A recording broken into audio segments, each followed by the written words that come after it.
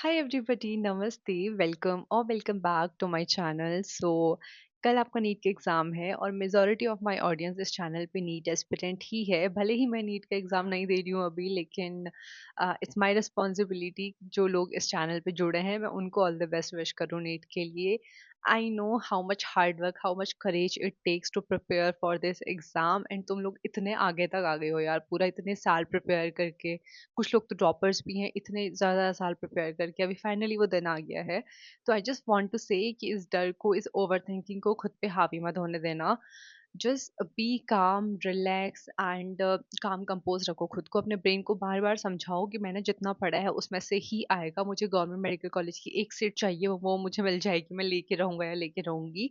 And ये जो डर वर मुझे लग रहा है इसलिए मेरा कुछ ज़्यादा कुछ बिगाड़ नहीं सकता। अभी थोड़ी देर लग रहा है तो ठीक है, फील कर लेता हूँ या कर लेती हूँ, लेकिन कल तो मेरा दिन होगा एंड आपका ही दिन होगा। आपने जितना पढ़ा है, जितनी जितनी डेडिकेशन के साथ आपने प्रिपेयर कर रखा है, उतनी ही डेडिकेशन के साथ उतना ही अच्छा आपको रिजल्ट मिलेगा। So just don't worry. मैं बार बार बोलूंगी अगेन कि इस डर को खुद पे हावी मत होने देना, बिकॉज मैंने ये एक्सपीरियंस किया है एंड हर साल जैसे नीट आता है मुझे अपना वो दिन याद आता है। रिग्रेट अगर मैं बोलूँगी तो एज़ सच अब मुझे इतना रिग्रेट नहीं होता जितना आज से अगर 2 साल पहले आप मुझे पूछते थे तो वो हो रहा था। So what happened in NEET 2023, मेरे फ्रेंड्स का 1 साल पहले ही ऑलमोस्ट जो मेरे साथ तैयार कर रहे थे उनका सिलेक्शन हो गया था। तो 2023 में मैंने साल भर मतलब ऐसे अच्छे से पढ़ाई करी थी, but at the same time मुझे बहुत ज़्यादा एंग्जायटी, बहुत ज़्यादा ओवरथिंकिंग होती थी। मैंने सबसे कट ऑफ कर लिया था जिनका सिलेक्शन हो गया है, एंड द रीज़न इज़ कि उन लोगों ने भी मुझसे कट ऑफ कर लिया था क्योंकि मैं ही उनसे बात नहीं करती थी। तो मुझे ऐसा रहता था कि भाई इनका सिलेक्शन हो गया, अभी मुझसे बात नहीं करते। पहले तो हर रोज़ मुझे कॉल किया करते थे, मेरा क्या होगा, मेरा कैसे होगा, मेरे तो सारे फ्रेंड्स भी छूट गए। तो पढ़ाई के साथ-साथ ये कांस्टेंट चीज़ें भी मेरे दिमाग में चल रही थी and when it comes to NEET का एग्ज़ाम एक्चुअल डे, तो मैं उस दिन एग्ज़ाम देने ही नहीं गई। सुबह से ही मेरे हाथ-पैर इतना काँपने लग गए थे, मुझे साँस नहीं आ रही थी and my boyfriend was constantly calling me, he was like आप जाओ एग्ज़ाम देने, आप जाओ एग्ज़ाम देने, आप प्लीज़ दे के आ जाओ, मेरे लिए दे के आ जाओ and he was not here. तो वो मेरी सिचुएशन देख नहीं पा रहे थे, लेकिन मेरी मम्मी मेरी वो सिचुएशन देख पा रही थी कि मैं, मेरा रोना नहीं रुक रहा है, मुझे कुछ तो हो रहा है और मुझे समझ नहीं आ रहा है कि मुझे क्या हो रहा है। मतलब मुझसे ऐसे प्रॉपर खड़ा भी नहीं हुआ जा रहा था। तो वो कुछ हुआ नहीं था, कुछ बीमार-बीमार नहीं थी मैं। इट्स जस्ट दैट कि मैंने वो ओवरथिंक खुद को इतना ज़्यादा सोच-सोच के इतनी ओवरथिंकिंग कर ली थी कि मैं कुछ कर ही नहीं पा रही थी। मेरे ब्रेन पे बस वही चल रहा था और मेरे थॉट्स पे कोई कंट्रोल नहीं था। So that's what I want to say कि अपने दिमाग पे काबू रखो, तुम्हारा दिमाग तुम्हारे ही हाथों में है।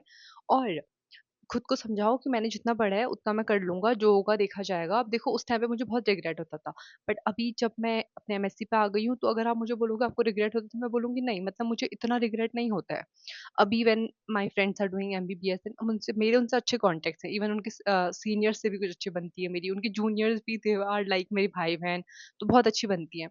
And when I you know talk to them और उनके एक्सपीरियंसेस सुनती हूँ, वो कैसे उनकी लाइफ़स्टाइल है, ये सब देखती हूँ, तो मुझे ऐसा लगता है कि अच्छा हुआ मेरा नहीं हुआ, मैं नहीं कर पाती। I am not someone who can be a doctor. अगर मेरा निकल भी जाता तो शायद मुझसे नहीं होता। इवन बहुत बार मेरे घर वाले मुझे बोलते हैं कि तेरा भी होता तो हो जाता because my best friend is doctor, तो उनको कभी-कभी ऐसा लगता है कि अगर तू भी करती तो तेरा हो जाता। बट मुझे लगता है कि मेरा हो भी जाता तो मैं नहीं कर पाती, मुझसे नहीं होता। तो अब मुझे वो रिग्रेट नहीं होता। सो I just want to say कि इतना मत सोचो कि आगे जाके क्या होगा। इसका कंक्लूजन यही है, आपने बहुत अच्छे से मेहनत करी है तो आपका हो जाएगा। और अगर कभी कभी किसी का नहीं भी होता है तो उसके लिए कुछ अच्छा ही लिखा होता है, और जो आपकी किस्मत में होना होता है आपको उतना ही मिलता है। किस्मत से ज्यादा ना किसी को मिला है ना किसी को मिलेगा। सो जो भी इसको बोलते हैं ये बिल्कुल फैक्ट है।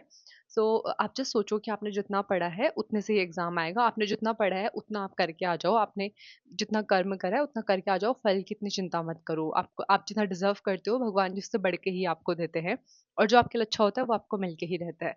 ठीक है? बहुत ज़्यादा ओवरथिंकिंग मत करो, stay hydrated and keep calm and या थोड़ा रिलैक्स रहो। और मैं सबके जैसे नहीं बोलूँगी किताबें बंद कर दो। जो आपको थोड़ा वीक लग रहा है, जो आपको लग रहा है आप भूल जा रहे हो, एग्ज़ाम्पल्स रिवाइज़ करनी है मॉर्फो वगैरह के, तो वो रिवाइज़ कर लो। और जब तक तुमको लगता है कि थोड़ा बहुत दिमाग में अभी कुछ चीज़ें फ्रेश कर सकते हो तो करते रहो। कुछ फ़ॉर्मूला वगैरह ऊपर से देखना है तो वो देख लो।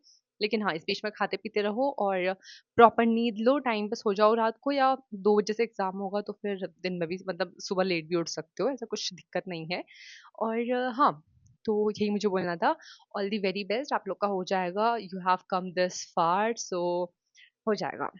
काम रहो एंड भगवान जी का नाम लो, जिसको भी आप मानते हो उनका नाम लो, उनकी ब्लेसिंग्स आपके साथ है, अपने घर वालों का आशीर्वाद लेके जाओ और जब तक तुम रिवाइज़ कर सकते हो करो एंड या अपने थॉट्स को ज़्यादा हावी मत होने देना।